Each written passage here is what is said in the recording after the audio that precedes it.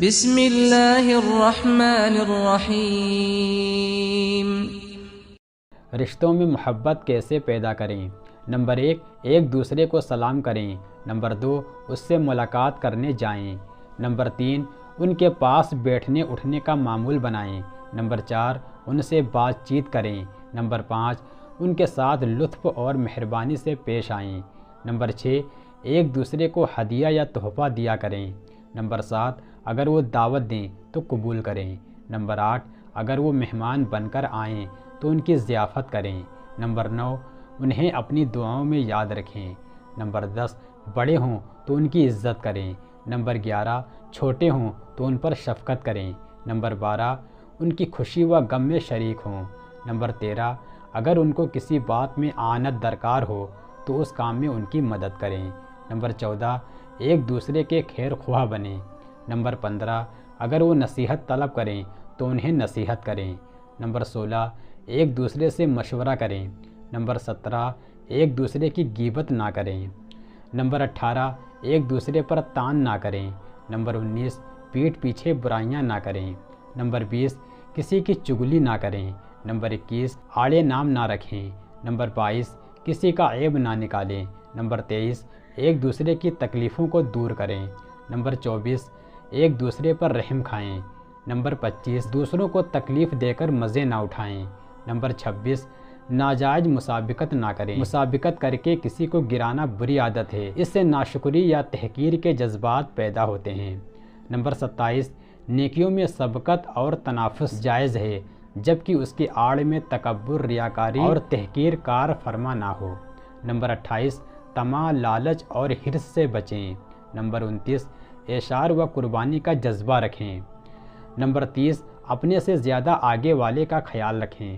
Number 31، مذاق میں بھی کسی کو تکلیف نہ دیں۔ نمبر 32، نفع بخش بننے کی کوشش کریں۔ نمبر 33، احترام سے بات کریں، بات کرتے وقت سخت لہجے سے بچیں۔ نمبر 34، غائبانہ اچھا ذکر کریں۔ نمبر 35، غصے کو کنٹرول میں رکھیں۔ نمبر 36، انتقام لینے کی عادت سے بچیں۔ نمبر 37، کسی کو حقیر نہ سمجھیں۔ نمبر 38، اللہ کے بعد ایک دوسرے کا بھی شکر ادا کریں۔ نمبر 39، اگر بیمار ہو تو عیادت کو جائیں۔ نمبر 40، اگر کسی کا انتقال ہو جائے تو جنازے میں شرکت کریں۔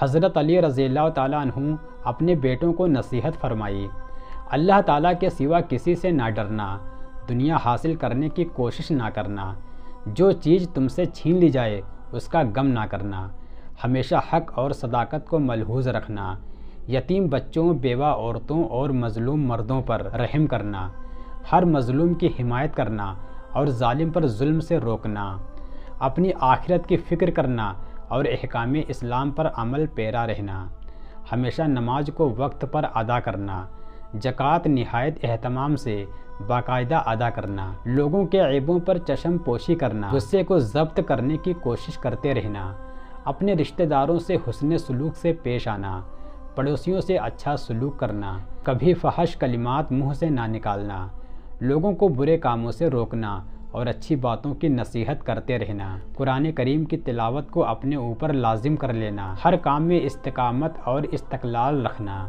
خود اتفاق سے رہنا اور مسلمانوں کو متفق رکھنے کی کوشش کرنا، جہاد فی سبیل اللہ کو نہ بھولنا، صحابہ اکرام کی عزت و توقیر کو قائم رکھنا، غلاموں کے حقوق پورے ادا کرنا، سب لوگوں کے ساتھ باکشادہ پیشانی اور اچھے اخلاق سے پیش آنا، کبھی کسی مسلمان بھائی کی امداد و اعانت سے منہ نہ موڑنا، مسلمان فقراء اور مساکین کا ہمیشہ خادم رہنا۔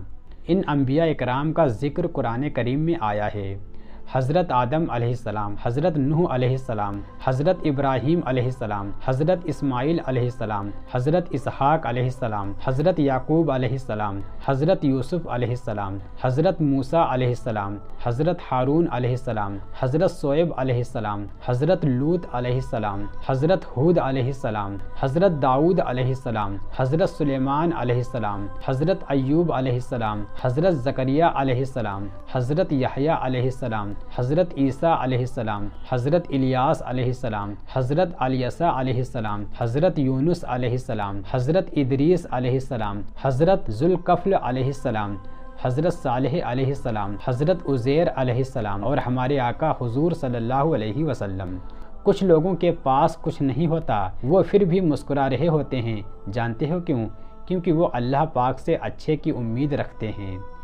حضرت علی رضی اللہ تعالیٰ عنہ کا فرمان ہے، اگر میری زندگی میں دکھ نہ ہوتے تو میں اپنے رب کے ساتھ دعا کا رشتہ کیسے نبھاتا۔ شیطان کی کمزوری۔ ایک بار نبی کریم صلی اللہ علیہ وسلم نے شیطان کو دیکھا کہ وہ بہت کمزور اور لاغر نظر آ رہا ہے، تو آپ صلی اللہ علیہ وسلم نے اس سے پوچھا، تیرا یہ حال کیوں ہو گیا ہے؟ شیطان نے کہا، اے اللہ کے رسول، آپ کی امت کے 6 کاموں کی باعث پریشان ہوں، مجھے ان کاموں کو دیکھنے کی طاقت نہیں ہے اور میں ان کا تحمل نہیں ہوں۔ وہ 6 کام یہ ہیں۔ نمبر 1، جب ایک دوسرے سے ملاقات کرتے ہیں تو سلام کرتے ہیں۔ نمبر 2، ایک دوسرے سے مصافحہ کرتے ہیں تو اس سے مجھے بہت تکلیف ہوتی ہے۔ نمبر 3، ہر کام کا ارادہ کرنے سے پہلے انشاءاللہ کہتے ہیں، اس سے مجھے تکلیف ہوتی ہے۔ نمبر 4، گناہ ہو جائے تو استغفار کرتے ہیں، اس سے بھی مجھے پریشانی اور تکلیف ہوتی ہے۔ نمبر 5، آپ صلی اللہ علیہ وسلم کا نام سنتے ہیں تو آپ پر درود پڑھتے ہیں۔ نمبر 6، ہر کام کی ابتدا میں بسم اللہ پڑھتے ہیں، ان کاموں سے مجھے سخت پریشانی اور تکلیف ہوتی ہے۔ جب تک 10 باتیں اپنے اوپر فرض نہ کر لی جائیں، تقویٰ کی تکمیل نہیں ہوتی۔ وہ باتیں یہ ہیں۔ نمبر 1، غیبت سے زبان کو روکنا۔ نمبر 2، بدگمانی سے پرہیز کرنا۔ نمبر 3، مذاق اڑانے سے باز رہنا۔ نمبر 4، نامحرم کی طرف نگاہ نہ کرنا۔ نمبر 5، سچ بولنا۔ نمبر 6، اللہ تعالیٰ کے احسان کو پہچاننا۔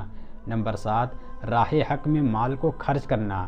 نمبر 8، دنیا میں بڑائی اور غرور کا طالب نہ ہونا۔ نمبر 9، 5 وقت کی نماز وقت پر ادا کرنا۔ نمبر 10، سنت اور جماعت پر قائم رہنا۔